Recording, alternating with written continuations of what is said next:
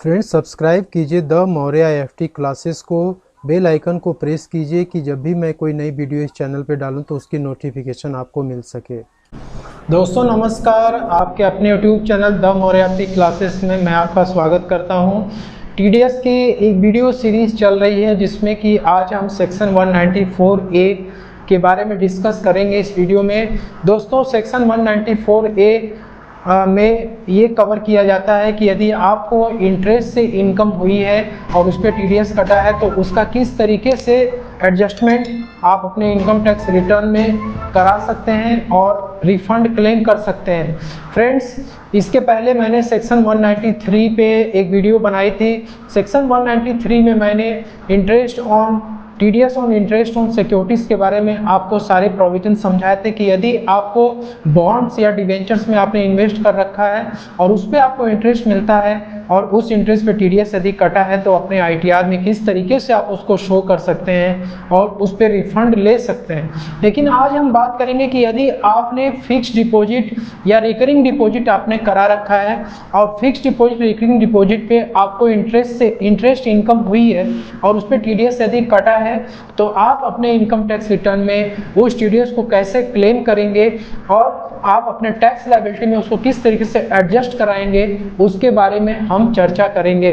सो दोस्तों, normally section 194A को जब हम डिस्कस करते हैं या किसी भी टीडीएस के सेक्शन को हम डिस्कस करते हैं तो उसमें दो पार्टियां नॉर्मली इन्वॉल्व होती हैं, पेयर या फिर डिडक्टर या फिर पे या डिडक्टी।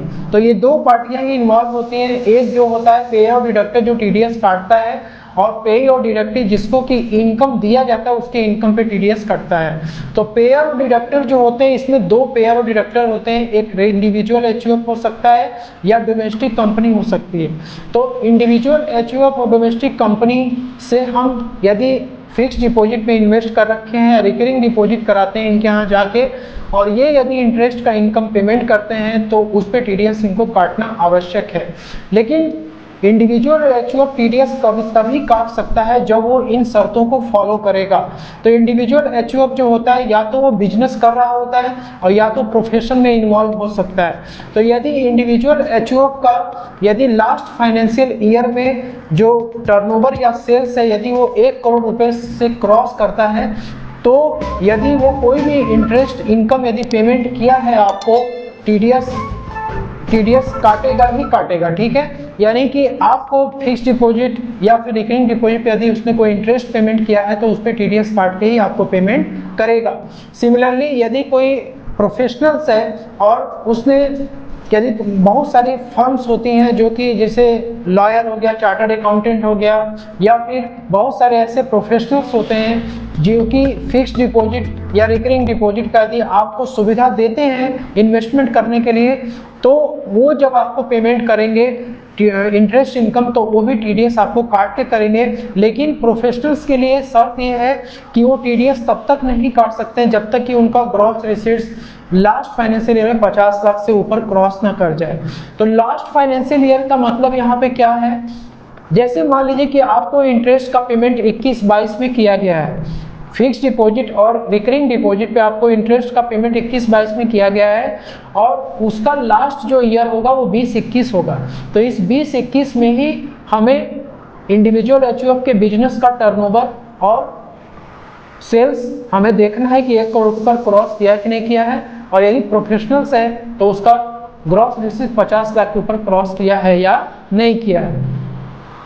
डोमेस्टिक कंपनी वो कंपनी होती है जैसे बैंकिंग कंपनी हो गई या फिर कोऑपरेटिव सोसाइटी हो गई, पोस्ट ऑफिस हो गया, पब्लिक हाउसिंग फाइनेंस कंपनी हो गई। यदि हम इन कंपनियों से फिक्स डिपॉजिट कराते हैं या रिकरिंग डिपॉजिट खोलते हैं इनके यहाँ जा करके, तो ये जब भी आपको इंटरेस्ट का पेमेंट करेंगे एक लिमिट के बाद तो इन्हें टीडीएस काटना अनिवार्य है। इनके ऊपर इंडिविजुअल एचयूएफ की तरह जो यहाँ पे टर्नओवर का जो बाउंडेशन है या कंडीशंस है वो इनके ऊपर लागू नहीं होता है। इनको बस एक लिमिट दे दी गई है कि यदि इंटरेस्ट का इनकम इस लिमिट के ऊपर जाता है यदि आप पेमेंट करते हैं पूरे साल भर में तो आपको टीडीएस काट के ही पेमेंट करना पड़ेगा।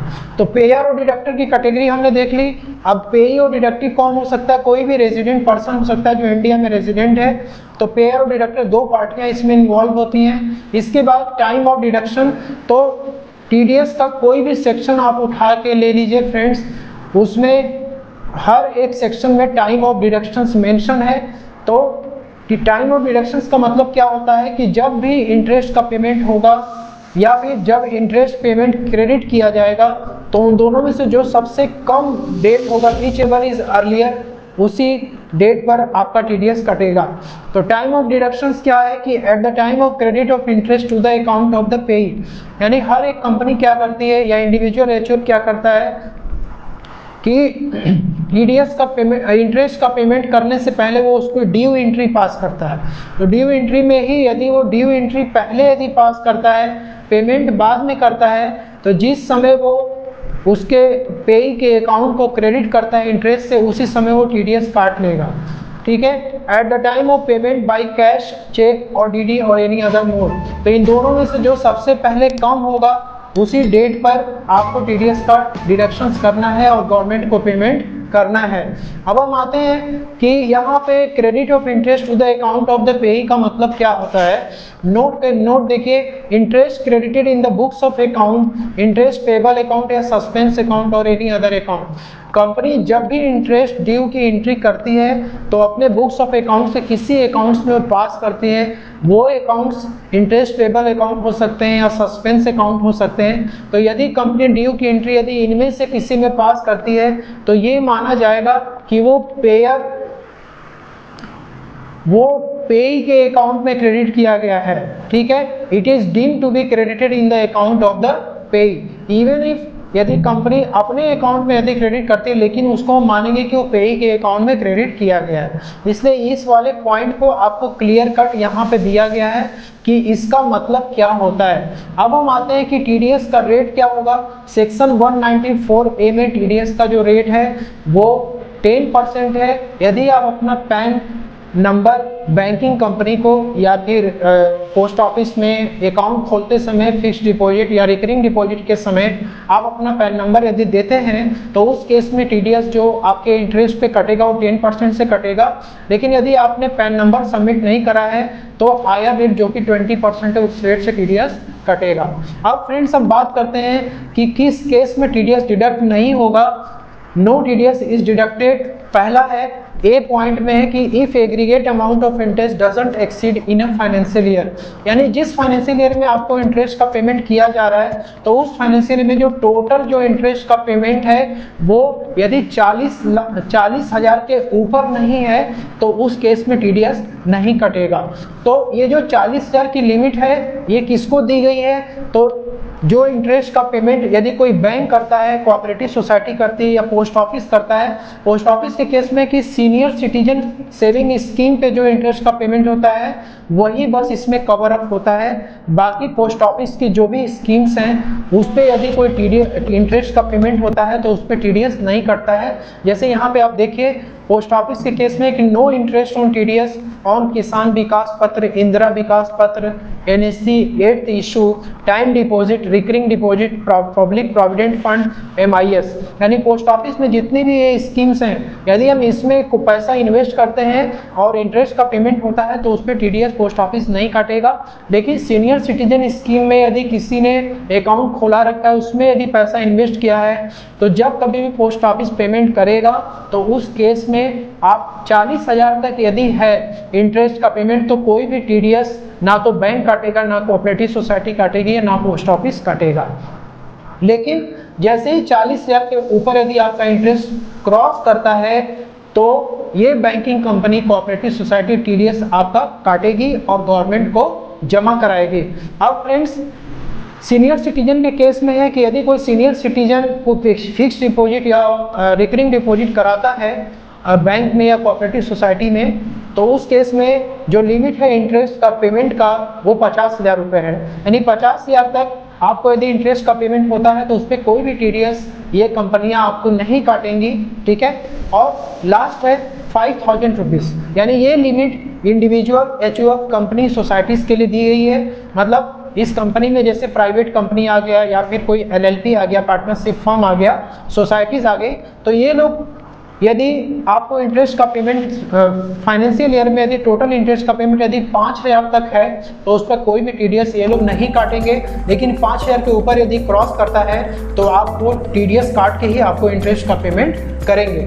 सो फ्रेंड्स, जो पहला है पॉइंट कि टीडीएस डिडक्ट नहीं होता, वो है कि इंटरेस्ट का अमाउंट यदि इन तीनों में से एक्सीड नहीं करेगा तो फिर आपका टीडीएस नहीं कटेगा। सेकेंड पॉइंट है B point, interest is paid credited to any banking company, cooperative bank, public financial institution, LIC, UTI, insurance company, cooperative society carrying the business of insurance and notified institutions। इसका मतलब ये हुआ कि केवल एक resident person जो है, उस रेजिडेंट पर्सन में बहुत सारे लोग आते हैं। इंडिविजुअल आता है, एचयूएफ आता है, कंपनी आती है, AOP, BOI, artificial juridical person, resident person में बहुत सारे लोग आते हैं। तो इंडिविजुअल एचयूएफ पे यदि फिक्स्ड डिपॉजिट या फिर रिकरिंग डिपॉजिट कराता है तो उसके लिए ये सारे रूल्स रेगुलेशंस फॉलो होते हैं। लेकिन यदि कोई बैंकिंग कंपनी यदि एफडी कराती है, रिकरिंग डिपॉजिट कराती है, या कोऑपरेटिव बैंक या पब्लिक फाइनेंशियल इंस्टीट्यूशन यदि कराती है, तो इनको जो इंटरेस्ट पेमेंट होता है उस पर कोई भी टीडीएस नहीं कटता है, ठीक है। तो इनके ऊपर हम ये कह सकते हैं कि यदि इन्होंने फिक्स्ड डिपॉजिट करा रखा है तो इनके ऊपर सेक्शन 194A एप्लीकेबल नहीं होगा। सी पॉइंट में है कि interest is paid credited by the firm to its partners, यानी पार्टनरशिप फर्म में जो कैपिटल का इन्वेस्टमेंट होता है वो पार्टनर्स करते हैं, तो उस कैपिटल पे जो इंटरेस्ट का पेमेंट होता है उस पे टीडीएस नहीं कटता है। पार्टनरशिप फर्म उस इंटरेस्ट पे टीडीएस नहीं काटती है।